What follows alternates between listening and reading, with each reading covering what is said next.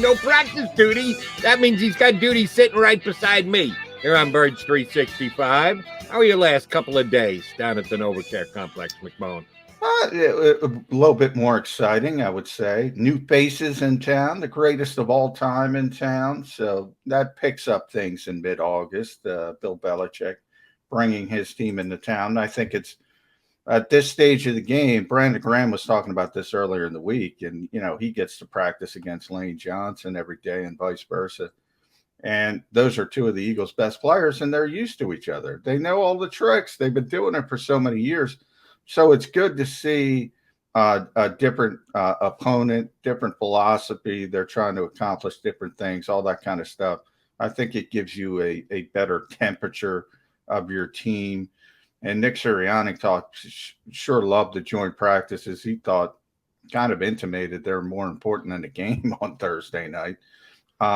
So that's where the coaches are as far as it goes. And oh, by the way, the Eagles had maybe their two best days of the summer. So that's a positive. I surely want to get into that, the fact that the Eagles basically won the day 2 days in a row against the Patriots, which should put a smile on Nick Sirianni's face. But before we even get there, you and I have been following football for a long time, and we know of the accomplishment of the Patriots. I'm not going back to Steve Grogan days or even Bill Parcells days. I'm just talking about since Belichick got there and the amount of Super Bowl rings that they've won. You would think that brings a cachet with it when the quote-unquote Patriots come to town. Damn, it's the Patriots. Some guys on this team might not be as moved by it, even the guys who've been around for a while, because they went mano a mano with the Patriots in the Super Bowl and walked away with that Lombardi trophy. And other guys, the youngsters on this squad, the Patriots are another one of the 31 other teams in the league. Do the Patriots still have that cachet when they come in? We're not just playing another team in the NFL. We're not practicing with another team. We're practicing with the Patriots. Is that the case anymore? Yeah, I think it is. I think in many ways, though, Jody, it is a generational thing. Like younger players, a lot of them don't know history, don't even know what they're going up against, so to speak. So some of them do. Some of them love the game and have been paying attention, and it's more Tom Brady probably than Bill Belichick, and he's not there anymore. But that's the cachet of the Patriots. But yeah, for the old school guys, the coaches, the organizational people, even the veterans who were there, like, we were talking, I just mentioned Brandon Graham and Lane Johnson. I mean, those guys understand what they did, understand what they accomplished by beating that team. Yeah, it's a real thing. And then you have I always say, half of the battle against Belichick is lost before you enter the field because everybody's in awe of him from the other coaching staff. And, you got all the whispers and the cameras and what's he doing and what's he ahead of the game. Like, he's in everybody's head. He's had so much success. And, I mean, people still talk, oh, he cheated the first time the Eagles, blah, blah, he did this, he did that. They cheat all the time in NASCAR too. You tip your cap. Everybody cheats. Everybody holds. Everybody tries. If you're able to manifest something in 40 seconds on the play, I slip of the tongue there, play clock, and use it correctly and use it to beat your opponent, more power to you. More power to you. And he's in everybody's head. The old if you ain't cheating, you ain't trying philosophy. Yeah, the Patriots go above and beyond when it comes to trying, a.k.a. cheating. It's good to hear that the Eagles, even those guys who have been around for a while, can put the mystique of the Patriots behind them. And, yes, should be easy enough since they did beat them in the Super Bowl. We talked about this yesterday. Didn't know coming in any joint practice, it has to be an agreement between the coaching staffs as to what they're trying to do, what they're trying to accomplish, what time they're going to give each breakdown area that they're going to work on. Well, we thought that Bill Belichick might have driven the bus in day number one, seeing as the Eagles went for 2 hours, something they had not done in any practice so far this year, did so in practice one with the Patriots. I guess Nick Sirianni called the shots yesterday since you were 70 minutes and done. Yeah, I don't think he did. It's interesting. The Patriots went to Mount Laurel to visit NFL Films while they were down here as a team. So I think part of it was, sort of I don't know, a half day off as far as Belichick was concerned. But I was talking to the Eagles coaches, one of the Eagles coaches, before the practice, and he said we're doing a lot of gave me the heads up. We're going to do a lot of 7-on-7 red zone stuff because Belichick wants to work on that. So even in the framework, yeah, he might have said, okay, we'll have a short day. But even in the framework of the short day, he kind of put his foot down and said, I want to do this. So I don't think it's that big of a deal. I mean, the Eagles have been using a lot of red zone work themselves throughout camp. We talked about that a lot. So, the particular coach I was talking to said, well, we'll use it. We'll get something out of it. But it wasn't necessarily the way they wanted to go. And that's fine. And oh, by the way, it worked out pretty nicely too. The Eagles were very effective in the 7-on-7. A lot of touchdowns yesterday. I know for Monday you said maybe Jalen Hurts' best practice all year long, going up against an opponent other than his teammates, which is a very good sign. How does his practice day 2 compared to day 1? Yeah, still good. Wasn't as good as day 1, but day 1 was really good for Jalen Hurts. But overall, I think, the 2 days, the Eagles clearly, to me, won them both. I think a lot of that had to do with quarterback play. Cam Newton did not play well, and he took the majority, obviously, the first-team reps for the Patriots. Jalen Hurts did play well, and you know how this league works. Sometimes, it's not fair to boil it down to the quarterback, and more often than not, I agree with it. But you see in preseason football, you see in practice more than anywhere else, if you don't have good quarterback play, how difficult it is to accomplish anything from an offensive perspective. So that kind of skews things from both sides. Hey, maybe the offensive line is playing well. Maybe the running backs are playing well. And then on the defensive side of the ball, you say, wow, they look great. But is it because they're great or because the quarterback is struggling? So I'm back in that sort of conundrum. Was Cam that bad or were the Eagles that good? But from the perspective of the Eagles, Jalen Hurts and some of the young receivers, they beat up on that Patriots defense a good portion of the day. Now, no Stephon Gilmore, you have to add that into the mix. And there were times when the Patriots made plays, but consistently, I think the Eagles got the better of them. Well, and you're right, no Stephon Gilmore, and that should be factored in. However, and I didn't watch the Patriots play every single week last year, and I know they finished below 500. I saw enough of them to get a judgment on the team. And without that Brady guy, talk about quarterback play and the level of quarterback play. Oh, it dropped a little in New England last year, so therefore they dropped from Super Bowl contender to below 500 team, making John McMullen's point. But I'm watching the NFL Network over the weekend. I was on the air on Sunday night on CBS Sports Radio, and they're running down the top 100 players in the NFL. We touched on this yesterday. Brandon Graham and Jason Kelsey were in the 90s. Fletcher Cox was in the low 60s. Probably the only Eagles that are going to make that list because they've only got from number 1 to 40 left, and I don't know that the Eagles have a top 40 player. So they had 3 guys make the list. C.J. Jackson, the corner from the Patriots, made the list. And I know that last year, Stephon Gilmore had some issues. He was looking for a renegotiated contract. He missed some time with an injury. I watched the Patriots. I didn't see C.J. Jackson shutting anybody down. And that name kind of surprised me. I thought of him as a good starting quarterback. I thought him, as a matter of fact, not quite as good a player as big play our guy. Darius Slay, yeah. I would say, I mean, I wasn't J.C. Jackson. He's the other starting quarterback, CJ. But which is fine. Sorry about that. That tells you how much I think of him. Yeah. I got his initials wrong.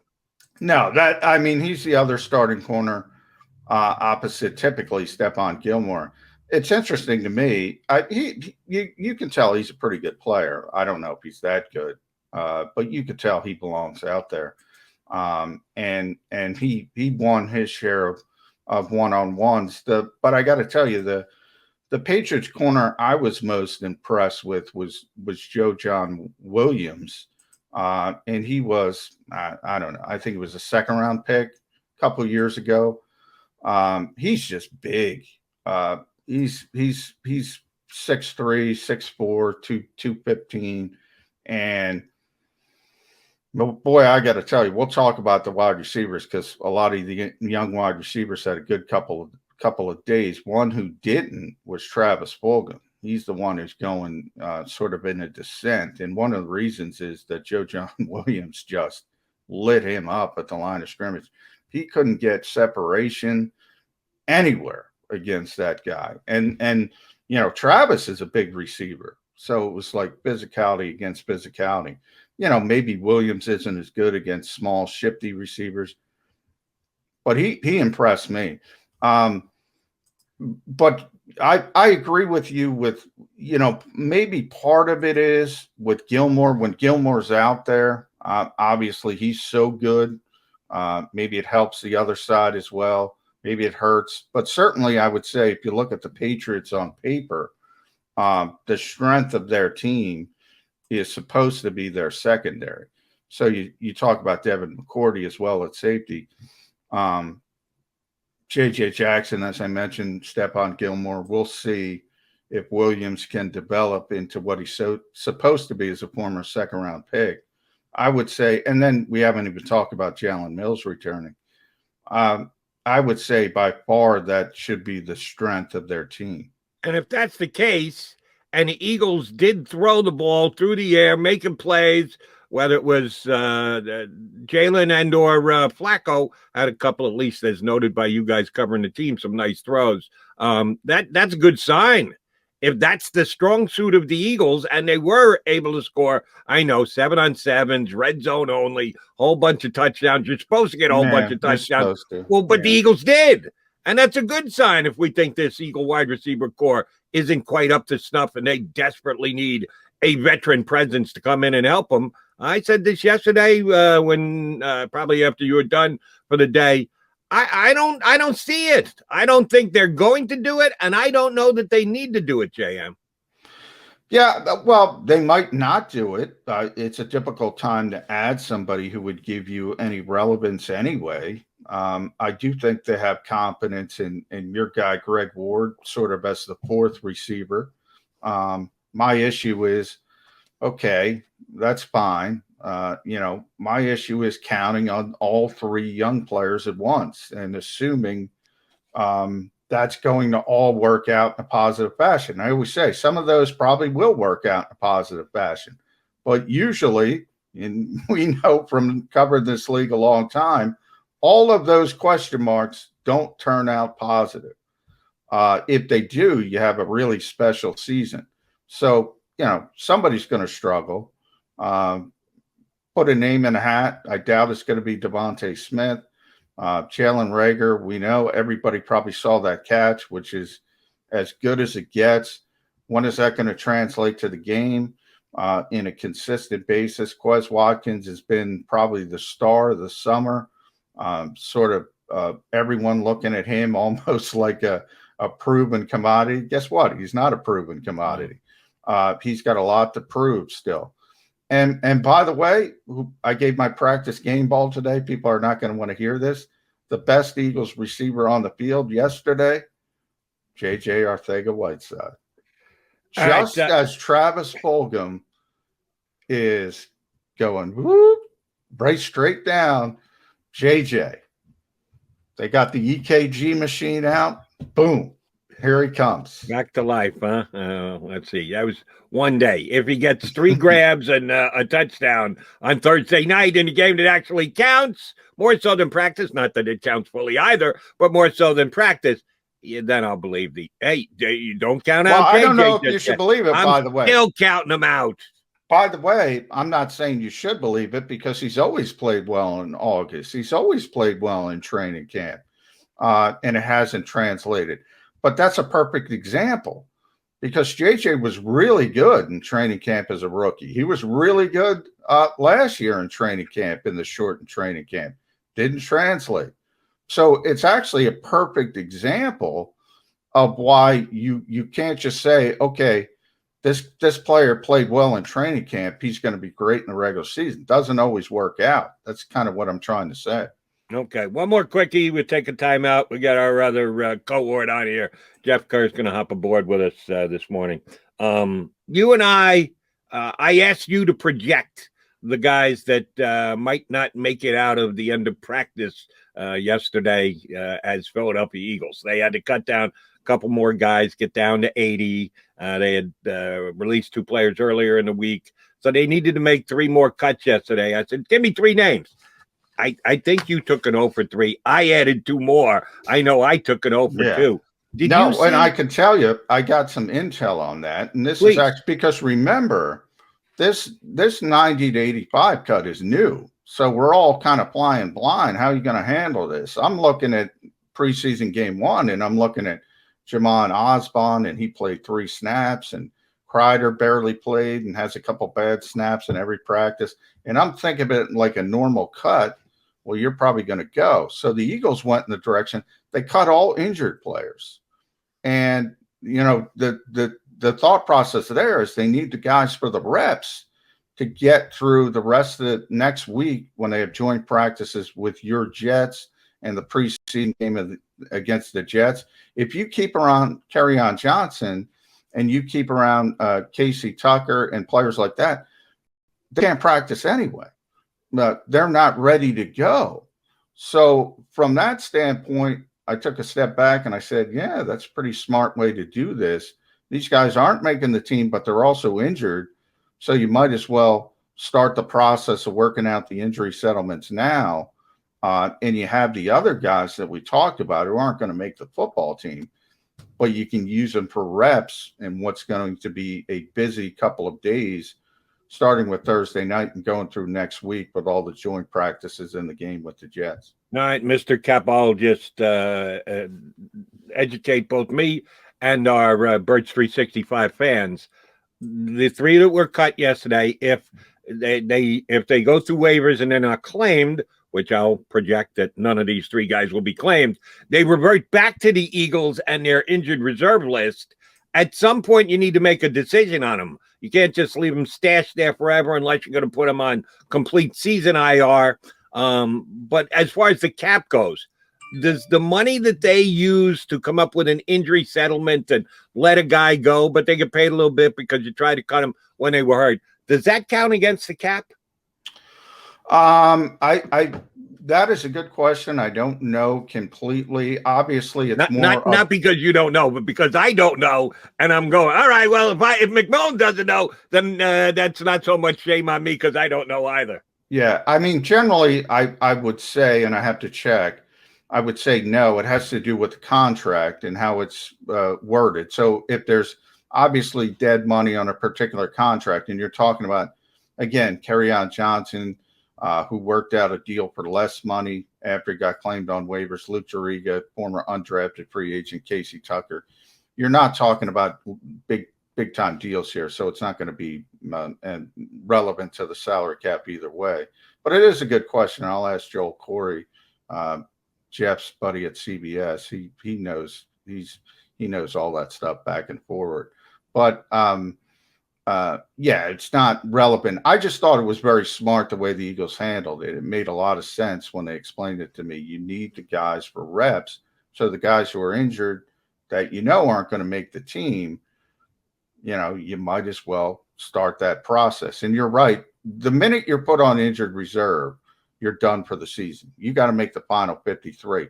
Now, if you work out an injury settlement, I think it's 8 weeks. At that point, you can return to your old team. So that gets in play as well. I thought there was a possibility, since they were going to go down the injury settlement, that Andre Dillard's spot on the roster might be in question. No, don't worry about that one. Okay. They're not cutting Andre Dillard. They're not giving him away. They're not raising the white flag. They might trade him, but they're not raising the white this flag. Week. Not next week. But in that final cut, still a possibility. Jimmy Kempski, your guy, Philly voice, joined the parade with BLG. He's not worthy of a roster spot. So what do you do if two that's different conversations? Howie Roseman isn't cutting him. We talk about this all the time. It is too early. Next year, I would revisit it if he's still around and things are going horrible. It is too early to give up on the first-round pick. The only first-round picks I would go to Jeff Gladney. He got in a domestic assault case. He got cut. Had nothing to do with football. You're not cutting a guy. You're just not doing it in the modern NFL. This is like is Jody. This is like, is your Landon Dickerson going to sign type argument? Okay, they are not. And I'll say to Jimmy, and I'm going to say to Jimmy at practice. And I'll just say that despite the fact that Jay Jaw had a good day yesterday, I still say there's an outstanding chance that he is cut by the Eagles at the end of this training camp. And if you're going to cut a second-round pick, who's to say you can't cut a first-round pick? That's all I'm saying. I'm not saying bet the Morgan got it. You can do whatever you want. I mean, they can do it. You can do whatever you want. But the difference between a second and first-round pick, we talk about it all the time with expectations. Massive. Second-round pick, Derek Barnett, I always use the excuse. 41st pick, great pick. Really helps. 14th pick, he got to get rid of him. He's an underachiever. That's the difference between a second and a first-round pick. And my point is, it shouldn't be that different. It's only 30-some-odd slots. You should expect I agree, logically, only slightly less from a second-round pick than you do a first-round pick. But you're telling me the difference should be this. You're telling me the difference is this. Poor Jalen Reagor, I say all the time as well. If Jalen Reagor was the bridge pick he was supposed to be and picked 33rd, 34th, 35th, and had the season he had last year, people go, all right, we'll get him going in the second year. Now he's a bust. He's not Justin Jefferson. He can't do this. He can't do that. I agree. Logically, it's not fair. It's dumb. It's stupid. But that's just the reality of the situation. That's what I'm saying. That I would give them as more comparable. If there's another player out there who's doing better than you at your position, even though I know it's a whole nother team and the Vikings had Adam Thielen, so Jefferson doesn't get that kind of coverage and Kirk Cousins throws more than we did last year and certainly had a better year than Carson Wentz. You should factor all those things in. But that I understand. When you're being comped to someone at the same exact position who's picked after you, oh, yeah, that's, I think, a legitimate way to analyze it. The fact that one guy's logically, you just brought up the context of it, why it doesn't make sense. Jalen Reagor could have went to Minnesota. He's not getting 1,400 yards. And, Justin Jefferson could have went to Philadelphia, and he's not getting 1,400 yards. No. So the systems are not the same. That it's not a vacuum. Logically, everybody knows that. But for whatever reason, because of the passion, the emotion of fan bases, they don't put that context into it. Yeah, but you can also have your two eyes look and watch and see what Jefferson does and see he's a better player than Jalen Reagor. Yeah. Sorry, there's no other way around it. All right, he's John McMullen. I'm Jody McDonald. We are the Mac and Mac guys. Jeff Carr's done a great job for us filling in for Johnny Mac whenever he needs to get to practice. So we're going to give Jeff his spot. We're going to bring him on as a guest. I love both McMullen and Carr. They're so flexible. Positional flexibility is everything in life. And both of these guys have it, whether they're hosting, whether they're coming on as a guest. We'll bring Jeff Kerr up next here on Birds 365. If you missed any of today's show on the JAKIB Media channel, listen to the podcast on your way home. Available on YouTube, Apple, and Spotify.